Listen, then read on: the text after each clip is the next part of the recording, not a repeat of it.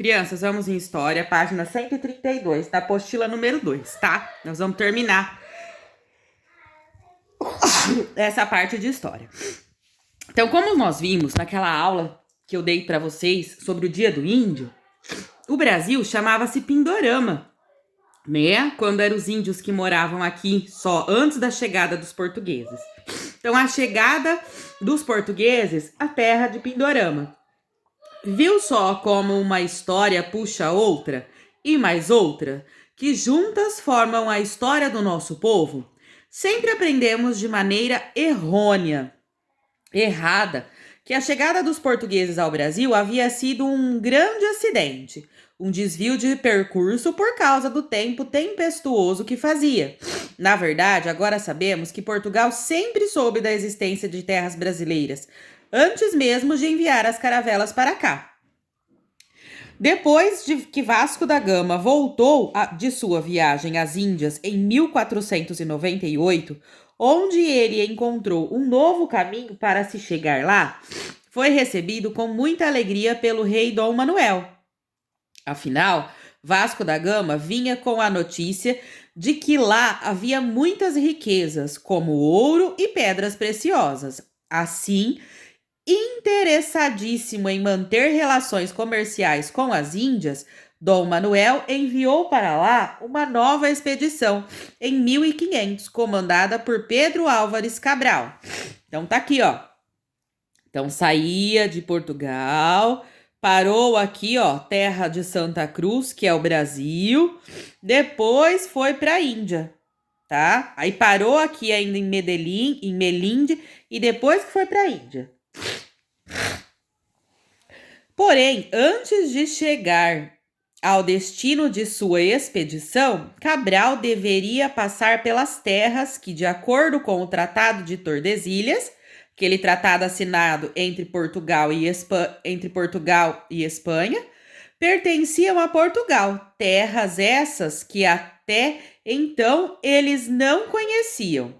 Eles precisavam tomar posse dessas terras, que a terra é o Brasil. E assim, depois de muitos meses de viagem, em 22 de abril de 1500, com 13 caravelas, os portugueses aportaram nas águas do Brasil.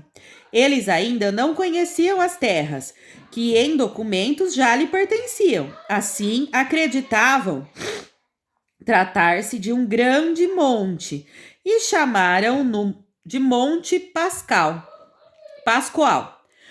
Ao partirem em direção às Índias, em dúvida se as terras formavam um continente ou uma ilha, Cabral mudou o nome para Ilha de Vera Cruz. Somente após a exploração de outras expedições é que se confirmou a hipótese de ser mesmo um continente.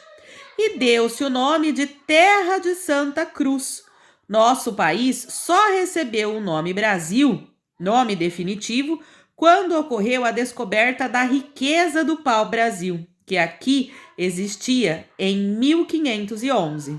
Foi assim, com a chegada dos portugueses às nossas terras, que a história de todo um povo que aqui vivia modificou-se. Agora tem aqui, ó, um poeminha e depois tem duas perguntinhas, tá? Esta e mais uma. Então vamos ver aqui, ó. Quais os possíveis significados do título do poema? Qual é o título do poema? Ó, Erro de Português. Então vamos ler o poema, ó. Quando o português chegou debaixo de uma bruta chuva, vestiu o índio. Que pena! Fosse uma manhã de sol. O índio teria despido o português. Então, ó, se fosse o contrário, quem tivesse chegado nas terras seriam os índios, teria sido diferente, né? Então, ó, se quem tivesse... Por que tá escrito erro de português? Porque se quem tivesse chegado aqui nas terras, ao invés de ter sido os portugueses, fosse os índios, então quem influenciasse fosse o índio, ao invés de ser o português, nossa história provavelmente seria diferente, né? E o título é um trocadilho com o que chamamos de erro da língua portuguesa, tá? Ó, aqui nós temos por que antigamente falávamos em descobrimento e hoje isso é considerado incorreto. Porque nós vimos lá atrás, ó, nós vimos aqui, né, que a expedição, que o Brasil já pertencia a Portugal em documento, mas que eles não conheciam.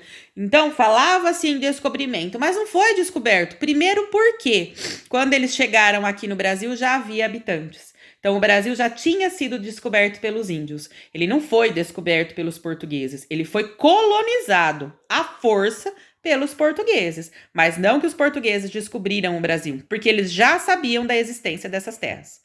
Ok? Terminamos aqui, ó, a página 133. 134, tá?